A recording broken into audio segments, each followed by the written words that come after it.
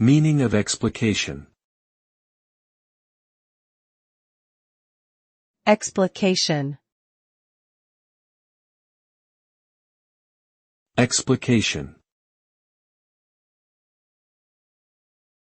Explication. Explication. Explication refers to the process of analyzing and interpreting a text or piece of literature in order to gain a deeper understanding of it. It involves breaking down the various elements of the text such as themes, symbols, characters, and plot points, and examining their relationship to one another. The goal of explication is to uncover the underlying meaning and message of the text, and to present this meaning in a clear and concise manner. Through explication, readers can gain a greater appreciation for the nuances and complexities of a work of literature.